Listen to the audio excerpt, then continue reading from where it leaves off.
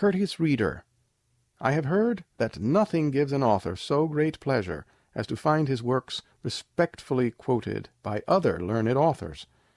This pleasure I have seldom enjoyed, for though I have been, if I may say without vanity, an eminent author of almanacs annually now a full quarter of a century, my brother authors in the same way, for what reason I know not, have ever been very sparing in their applauses, and no other author has taken the least notice of me, so that, did not my writings produce me some solid pudding, the great deficiency of praise would have quite discouraged me.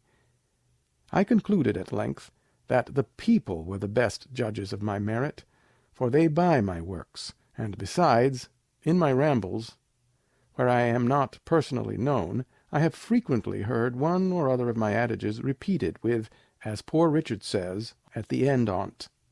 This gave me some satisfaction, as it showed, not only that my instructions were regarded, but discovered likewise some respect for my authority. And I own that to encourage the practice of remembering and repeating those wise sentences, I have sometimes quoted myself with great gravity. Judge then how much I must have been gratified by an incident I am going to relate to you. I stopped my horse lately, where a great number of people were collected at a vendue of merchant goods.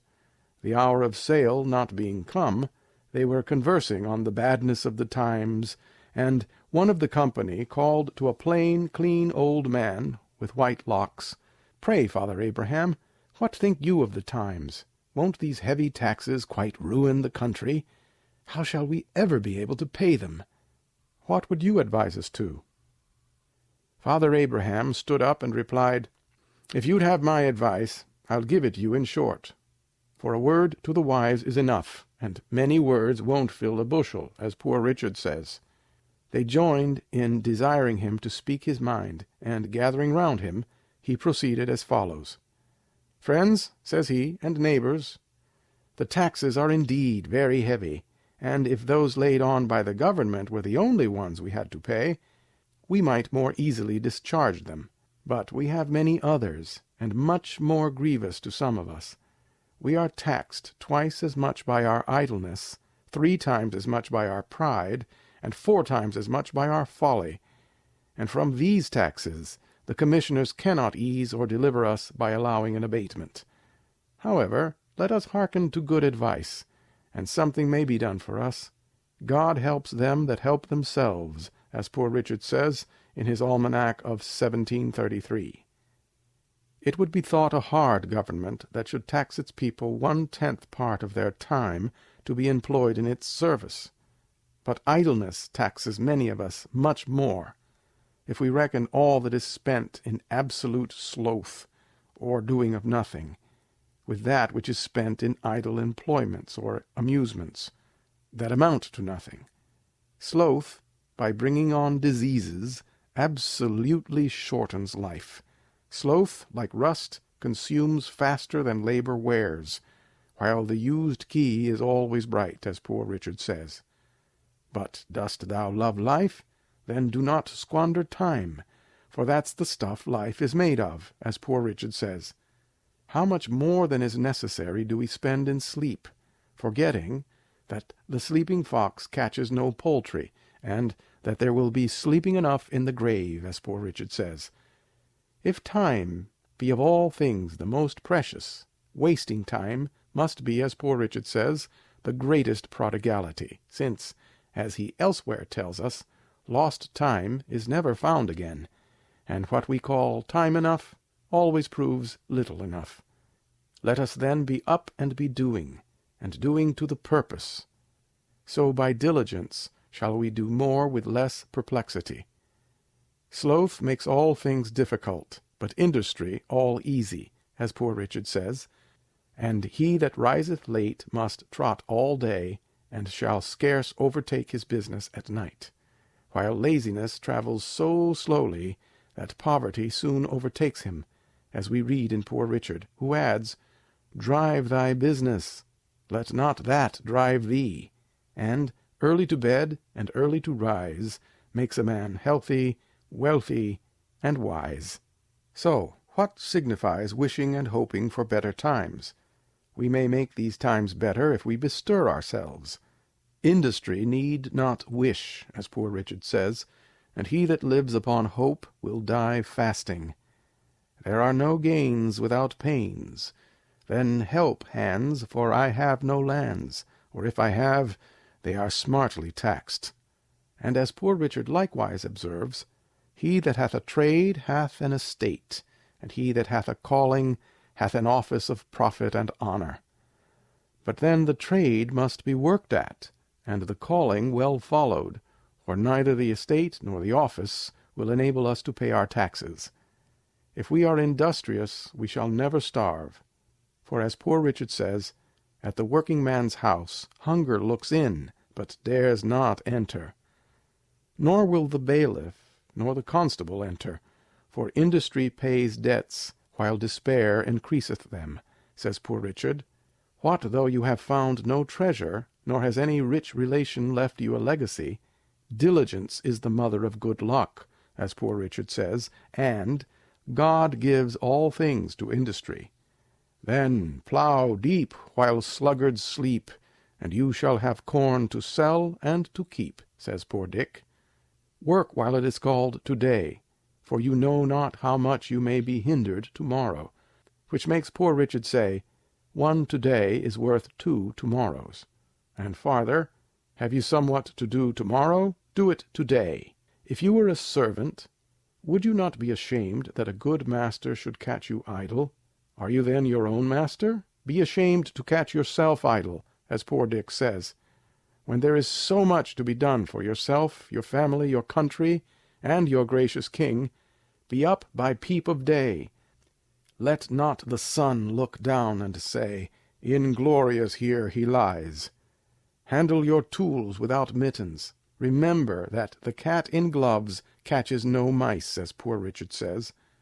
'Tis true there is much to be done, and perhaps you are weak-handed, but stick to it steadily, and you will see great effects.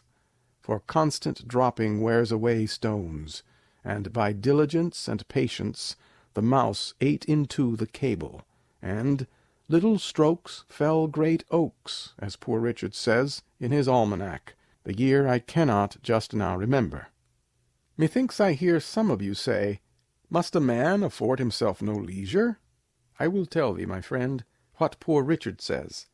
Employ thy time well if thou meanest to gain leisure, and, since thou art not sure of a minute, throw not away an hour. Leisure is time for doing something useful. This leisure the diligent man will obtain, but the lazy man never. So that, as Poor Richard says, a life of leisure and a life of laziness are 2 things. Do you imagine that sloth will afford you more comfort than labor? No, for as Poor Richard says, trouble springs from idleness, and grievous toil from needless ease. Many without labor would live by their wits only, but they break for want of stock. Whereas industry gives comfort and plenty and respect. Fly pleasures, and they'll follow you. The diligent spinner has a large shift, and now I have a sheep and a cow, everybody bids me good morrow. All which is well said by Poor Richard. But with our industry we must likewise be steady, settled, and careful, and oversee our own affairs with our own eyes, and not trust too much to others, for as Poor Richard says, I never saw an oft-removed tree, nor yet an oft-removed family, that throve so well as those that settled be. And again, 3 removes is as bad as a fire, and again, keep thy shop, and thy shop will keep thee. And again, if you would have your business done, go, if not, send. And again, he that by the plough would thrive, himself must either hold or drive. And again, the eye of a master will do more work than both his hands. And again, want of care does us more damage than want of knowledge. And again, not to oversee workmen is to leave them your purse open. Trusting too much to others' care is the ruin of many, for as the almanac says, in the affairs of this world men are saved not by faith, but by the want of it. But a man's own care is profitable. For saith poor Dick, learning is to the studious, and riches to the careful, as well as power to the bold, and heaven to the virtuous. And farther, if you would have a faithful servant, and one that you like, serve yourself. And again, he adviseth to circumspection and care, even in the smallest matters, because sometimes a little neglect may breed great mischief, adding, for want of a nail the shoe was lost, for want of a shoe the horse was lost, and for want of a horse the rider was lost, being overtaken and slain by the enemy, all for want of care about a horseshoe nail. So much for industry, my friends, and attention to one's own business. But to these we must add frugality, if we would make our industry more certainly successful. A man may, if he knows not how to save as he gets, keep his nose all his life to the grindstone, and die not worth a groat at last. A fat kitchen makes a lean will, as poor Richard says, and many estates are spent in the getting, since women for tea forsook spinning and knitting, and men for punch forsook hewing and splitting. If you would be wealthy, says he in another almanac, think of saving as well as of getting. The Indies have not made Spain rich, because her outgoes are greater than her incomes. Away then with your expensive follies, and you will not have so much cause to complain of hard times, heavy taxes, and chargeable families. For as poor Dick says, women and wine, game and deceit make the wealth small and the wants great. And farther, what maintains one vice would bring up 2 children. You may think, perhaps, that a little tea or a little punch now and then, diet a little more costly, clothes a little finer, and a little entertainment now and then, can be no great matter. But remember what poor Richard says, many a little makes a mickle, and farther, beware of little expenses, a small leak will sink a great ship. And again, who dainties love shall beggars prove. And moreover, fools make feasts, and wise men eat them. Here you are all got together at this vendue of fineries and knick-knacks. You call them goods, but if you do not take care, they will prove evils to some of you. You expect they will be sold cheap, and perhaps they may for less than they cost. But if you have no occasion for them, they must be dear to you. Remember what poor Richard says, buy what thou hast no need of, and ere long thou shalt sell thy necessaries. And again, at a great pennyworth, pause a while.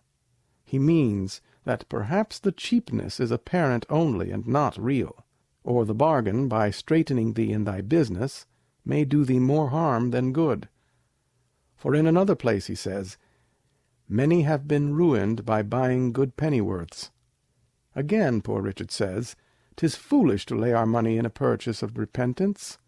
And yet this folly is practised every day at vendues for want of minding the almanac. Wise men, as poor Dick says, learn by others' harms, fools scarcely by their own. But felix quem faciunt aliena pericula cautum. Many a one, for the sake of finery on the back, have gone with a hungry belly, and half starved their families. Silks and satins, scarlet and velvets, as poor Richard says, put out the kitchen fire. These are not the necessaries of life, they can scarcely be called the conveniencies, and yet only because they look pretty, how many want to have them. The artificial wants of mankind thus become more numerous than the natural, and as poor Dick says, for one poor person there are 100 indigent. By these and other extravagancies the genteel are reduced to poverty, and forced to borrow of those whom they formerly despised, but who through industry and frugality have maintained their standing. In which case it appears plainly that a ploughman on his legs is higher than a gentleman on his knees, as poor Richard says. Perhaps they have had a small estate left them. which they knew not the getting of. They think 'tis day, and will never be night, that a little to be spent out of so much is not worth minding. A child and a fool, as Poor Richard says, imagine 20 shillings and 20 years can never be spent. But always taking out of the meal tub, and never putting in, soon comes to the bottom. Then, as poor Dick says, when the well's dry, they know the worth of water. But this they might have known before, if they had taken his advice. If you would know the value of money, go and try to borrow some. For he that goes a-borrowing goes a-sorrowing, and indeed so does he that lends to such people, when he goes to get it again. Poor Dick farther advises, and says, fond pride of dress is sure a very curse. Ere fancy you consult, consult your purse. And again, pride is as loud a beggar as want, and a great deal more saucy. When you have bought one fine thing, you must buy 10 more, that your appearance may be all of a piece. But poor Dick says, 'tis easier to suppress the first desire than to satisfy all that follow it, and 'tis as truly folly for the poor to ape the rich as for the frog to swell in order to equal the ox. Great estates may venture more, but little boats should keep near shore. 'Tis however a folly soon punished, for pride that dines on vanity sups on contempt, as Poor Richard says, and in another place, pride breakfasted with plenty, dined with poverty, and supped with infamy. And after all, of what use is this pride of appearance, for which so much is risked, so much is suffered? It cannot promote health, or ease pain. It makes no increase of merit in the person.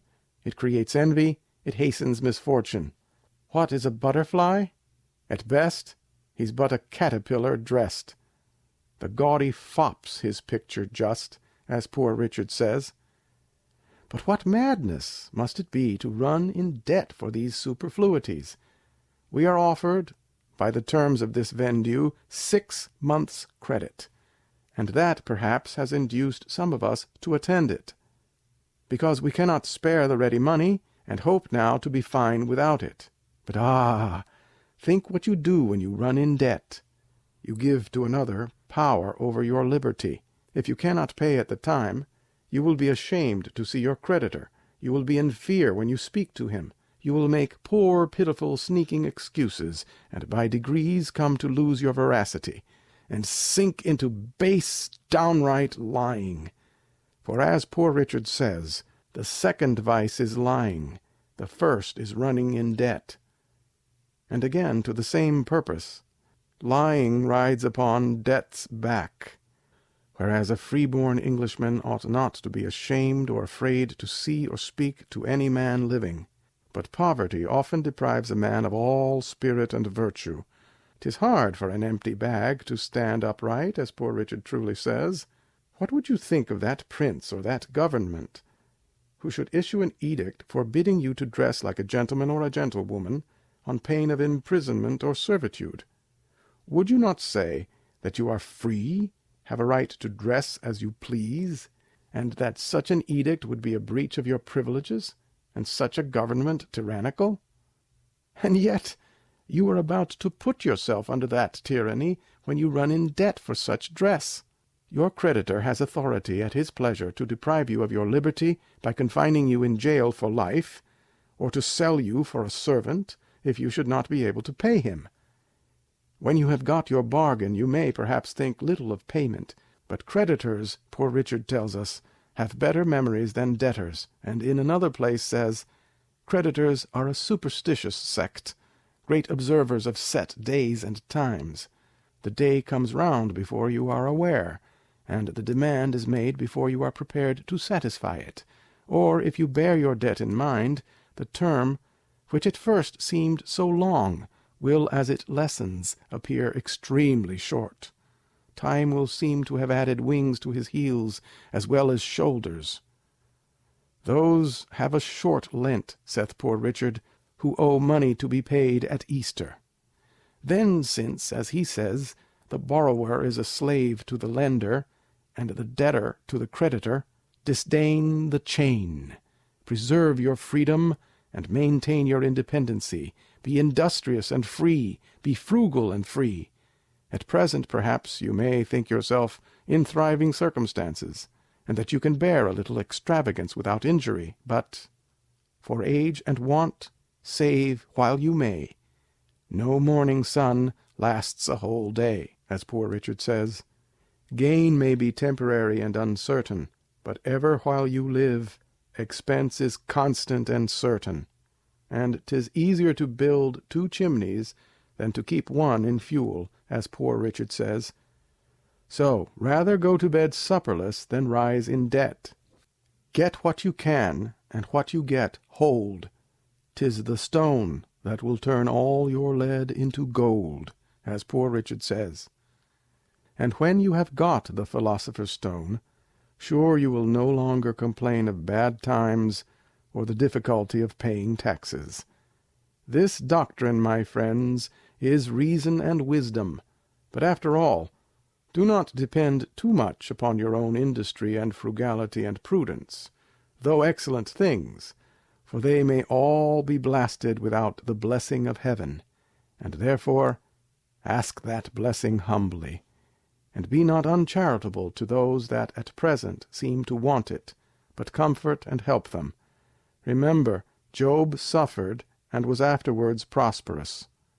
And now, to conclude, experience keeps a dear school, but fools will learn in no other, and scarce in that, for it is true.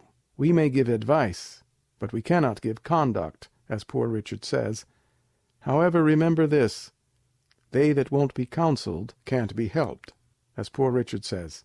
And farther, that if you will not hear reason, she'll surely rap your knuckles.